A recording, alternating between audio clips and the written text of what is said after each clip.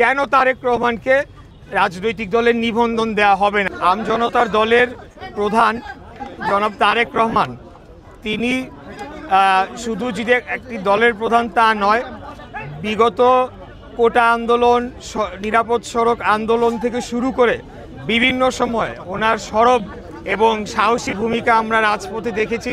বিভিন্ন সময় তিনি রক্তাক্ত হয়েছেন, তাকে হত্যার চেষ্টা করা হয়েছে, কিন্তু কোনো কিছুকে উপেক্ষা না করে তিনি স্বৈরাচার খুনি ফ্যাসিস্ট হাসিনা বিরোধী আন্দোলনে শেষ পর্যন্ত রাজপথে ছিলেন। এখন 5 তারিখের আগে আপনারা জানেন যে রাজনৈতিক নিবন্ধন প্রক্রিয়াটা প্রথমে শুরুই হয় 1/11-এর সময়। তার পরবর্তীতে আওয়ামী লীগ সরকার ক্ষমতায় আসার পর তাদের নিজস্ব প্রয়োজনে নিজস্ব ইচ্ছা মাফিক হাস্যকর কিছু দলেরও তারা নিবন্ধন দিয়েছে, যেগুলোকে তারা ডামি মানে নির্বাচনী দল হিসেবে তাদের ভুয়া পাতানো নির্বাচনে ব্যবহার করেছে। 5 তারিখের পরে অনেকগুলো রাজনৈতিক দল যারা জেনুইনলি তারা নিবন্ধন ডিজার্ভ করে, যদিও নিবন্ধন থাকা উচিত কিনা একটা রাজনৈতিক দলের সেটা নিয়ে প্রশ্ন থাকতে পারে, কিন্তু তারা ডিজার্ভ করে। এর মধ্যে জনাব মাহমুদুর রহমান মান্নার নাগরিক ঐক্য রয়েছে, জনাব জোনায়েদ সাকির গণসংহতি আন্দোলন সহ ভিপি নুরুল হক নূরের এই পার্টিগুলো রয়েছে।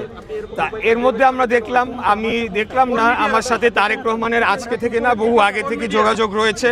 বিভিন্ন সময় আন্দোলন সংগ্রামে আমরা একে অপরকে সহযোগিতার হাত বাড়িয়েছি। উনি আমাকে এই বিষয়টি বলেছিলেন যে অন্য আরেকটি পক্ষের আগেই এই নামে তিনি দল নিবন্ধনের জন্য আজকে না আরও আগেই তিনি নির্বাচন কমিশনে দরখাস্ত করেছিলেন। কিন্তু আশ্চর্যজনকভাবে হলেও সত্য, আজকে নির্বাচন কমিশন তারেক রহমানের মতো এরকম একজন নির্যাতিত, নিপীড়িত, মানে সারা বাংলাদেশের মানুষ যেটা দেখেছে সেরকম একজন রাজনৈতিক নেতা, একজন রাজনৈতিক কর্মীকে সম্পূর্ণ অগ্রাহ্য করে এই নামে এমন এক ব্যক্তিকে দলের নিবন্ধন দেওয়া হয়েছে যার বিরুদ্ধে আন্তর্জাতিক পঞ্জি স্কিম খ্যাত যে স্কিম বলে, সেই স্কিমের মাধ্যমে বাংলাদেশের জনগণের হাজার হাজার কোটি টাকা লোপাট করে নেওয়ার অভিযোগ রয়েছে।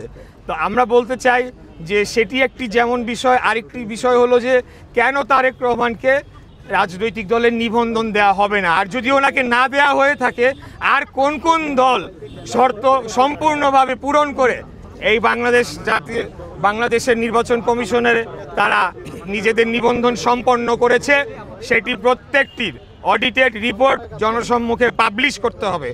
আমরা 3 মাস আগে আমি কয়েকটি রিপোর্ট দেখছিলাম, অত্যন্ত সংখ্যাজনক। সেখানে একটি পার্টি তার ভারতের বিজেপির আদলে গড়ে তোলা সেই পার্টি, মার্কাও একই, নামটাও একেবারেই কাছাকাছি, নামটা মনে আসছে না এই মুহূর্তে, বিএফজিপি বা এরকম আর কি, একই আদর্শ নিয়ে তার রাজনীতি করে।